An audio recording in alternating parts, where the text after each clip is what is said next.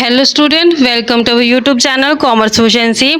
आज की क्लास में कवर करेंगे डिफरेंस के इंटरनल रिकंस्ट्रक्शन और एक्सटर्नल रिकंस्ट्रक्शन में।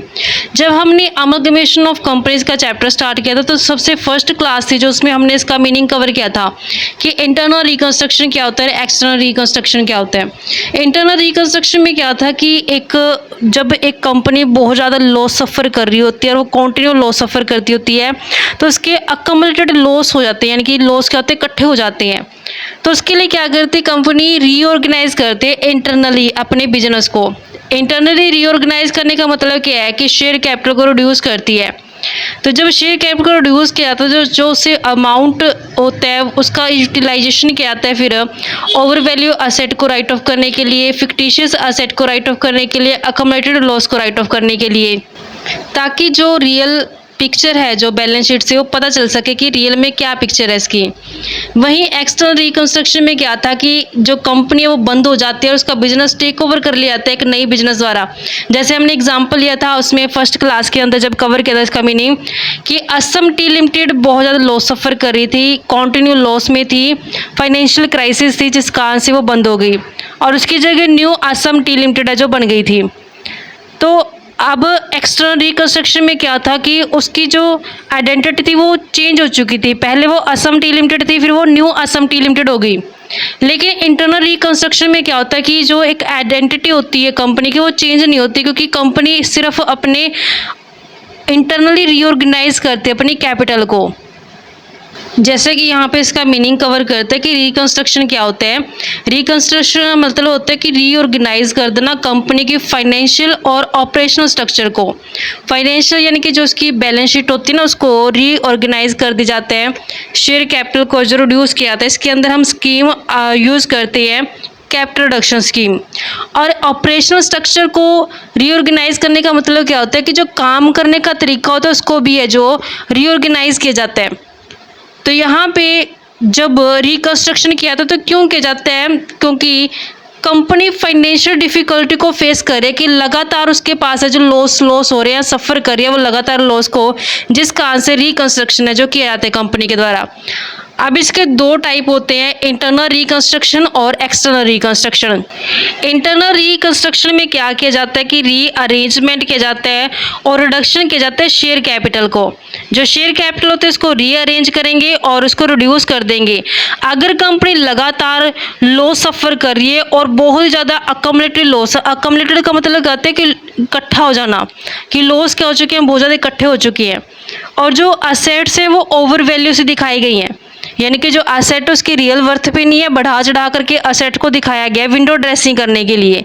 तो इस केस में कैपिटल रिडक्शन स्कीम को यूज़ किया जाता है। कैपिटल रिडक्शन स्कीम क्या होती है कि इसमें जो शेयर कैपिटल होती है उसको राइट डाउन किया जाता है, उसकी रियल वर्थ पे लाया जाता है, और जो यहाँ से अमाउंट होता है वो अमाउंट यूटिलाइज की जाती है अकमलेटेड लॉस को पूरा करने के लिए, और जो फिक्टिशियस असेट है इनको राइट ऑफ करने के लिए, और जो ओवर वैल्यू असेट है उनको रिड्यूस किया जाए ताकि वो भी अपनी रियल वर्थ के ऊपर है जो लाई जाए। नेक्स्ट होता है एक्सटर्नल रिकंस्ट्रक्शन। एक्सटर्नल रिकंस्ट्रक्शन में क्या होता है कि नई कंपनी बन जाती है टेक ओवर करके एग्जिस्टिंग कंपनी के बिजनेस को।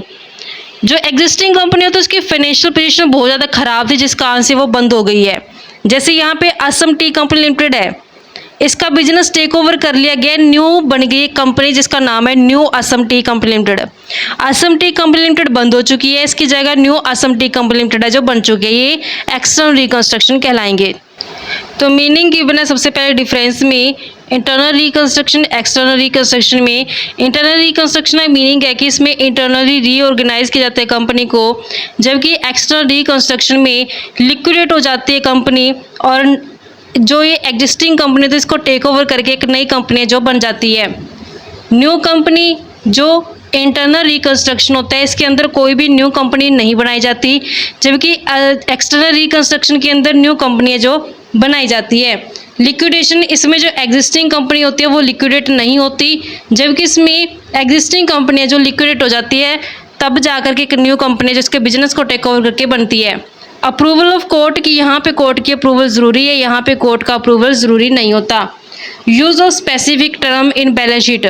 जब इंटरनल रिकंस्ट्रक्शन किया जाता है तो बैलेंस शीट बनाते समय वर्ड यूज़ किया जाता है एंड रिड्यूस्ड। जबकि एक्सटर्नल रिकंस्ट्रक्शन में कोई भी ऐसी स्पेसिफिक टर्म है जो बैलेंस शीट के अंदर इस्तेमाल नहीं की जाती। Transfer of asset and liability, internal reconstruction के अंदर कोई भी असेट लायबिलिटी ट्रांसफ़र नहीं की जाती है, जबकि एक्सटर्नल रिकंस्ट्रक्शन के अंदर जो असेट और लायबिलिटी होती है एग्जिस्टिंग कंपनी की वो ट्रांसफ़र कर दी जाती है न्यू कंपनी को।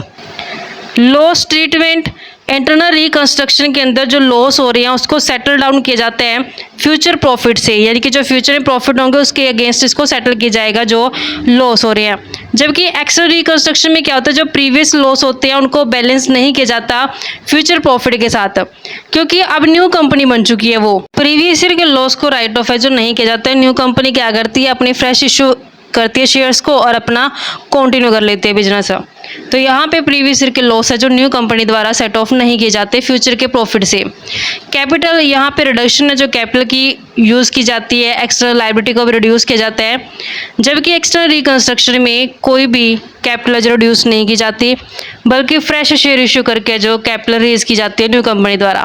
तो इस तरीके से बच्चों हमारे पास एक कंसेप्ट बनता था इंटरनल रिकंस्ट्रक्शन और एक्सटर्नल रिकंस्ट्रक्शन। आई होप क्या वो क्लियर हो गया। इसके जो प्रैक्टिकल क्वेश्चन है अमलगमेशन कंपनी की ऑलरेडी वीडियोस अपलोड कर दी गई हैं, तो आप रेगुलर क्लासेस देखने के लिए मेरे यूट्यूब चैनल कॉमर्स एफिशिएंसी को सब्सक्राइब, लाइक और शेयर करें। बेल आइकन जरूर प्रेस करें ताकि जब भी मैं वीडियोस अपलोड करूँ सबसे पहले नोटिफिकेशन आपके पास आए, आप वीडियोस को देखकर आपकी स्टडी बूस्ट अप हो।